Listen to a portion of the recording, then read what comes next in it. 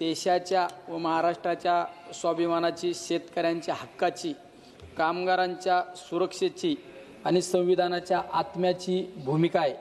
अध्यक्ष महोदय, हे सरकार याला सुधारणा म्हणत आहे, पण आम्ही स्पष्ट सांगतो ही सुधारणा नाही, ही जबाबदारीपासून पळ काढण्याची युक्ती आहे।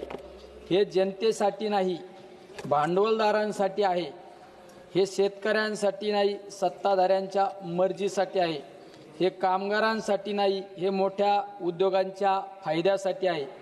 एकतर ही निवड समितीमध्ये राष्ट्रवादी काँग्रेस पार्टी आदरणीय शरदचंद्रजी पवार साहेबांच्या पक्षाचा एकही सदस्य यामध्ये समावेश नाही। अध्यक्ष महोदय, या विधेयकात फौजदारी शिक्षेऐवजी केवळ आर्थिक दंड ठेवण्यात आला आहे। म्हणजे काय?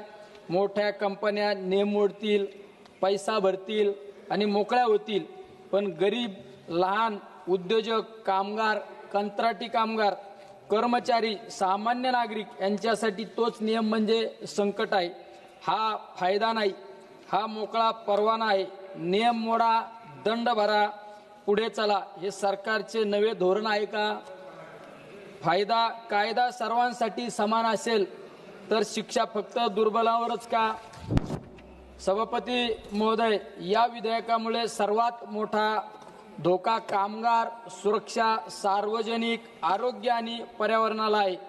कारखान्यात दुर्घटना झाली, सुरक्षाने मोडले, प्रदूषण वाढले, जमिनीचे, पाण्याचे, हवेचे नुकसान केले तर फक्त दंड भरून सुटका?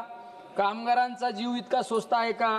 शेतकऱ्यांच्या पाण्यावर विष पसरून जनतेच्या आरोग्याशी खेळ करून फक्त पैसे भरायचे का? शेतकऱ्यांचा अपमान सहन करणार नाही अध्यक्ष महोदय, कामगारांचा अन्याय सहन करणार नाही अध्यक्ष महोदय। महाराष्ट्राच्या जमिनीशी, पाण्याशी, माणसाची खेळ आम्ही कदापि सहन करणार नाही। महाराष्ट्राचा आवाज दमदार, कामगार एकजूट, शेतकरी विरोधात नाही।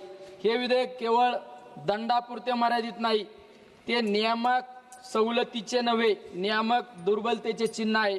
अध्यक्ष महोदय, जेव्हा कायदा कठोर राहत नाही तेव्हा उद्योगांना संदेश जातो, तुम्ही मोठे असाल तर नियमही तुमच्यासाठी वागतील, आणि हेच सर्वात घातक आहे अध्यक्ष महोदय।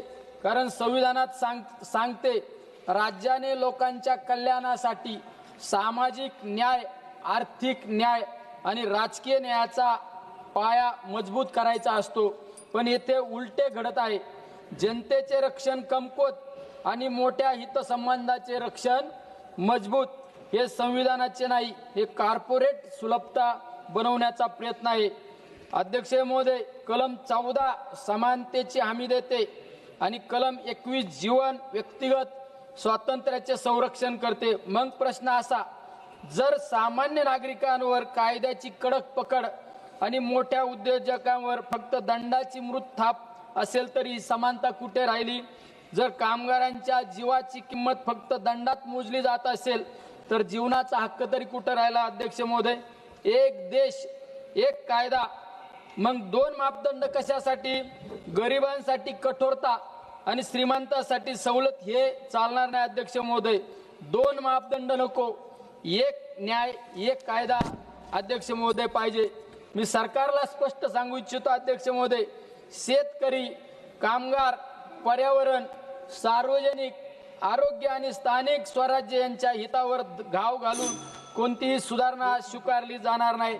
अर्धा मिनिट द्या फक्त।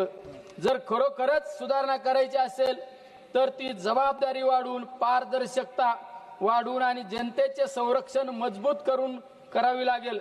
म्हणूनच अध्यक्ष महोदय, आमची ठाम मागणी आहे की हे विधेयक तात्काळ संसदीय स्थायी समितीकडे पाठवावे, सखोल चर्चा करावी। शेतकरी संघटना, कामगार संघटना, पर्यावरण तज्ञ, राज्य सरकारे आणि नागरिक सामान्यांचे मते घ्यावीत। अन्यथा या सभागृहात नोंद होईल की सरकारने जनतेच्या हक्कापेक्षा भांडवलाचे हित मोठे मानले।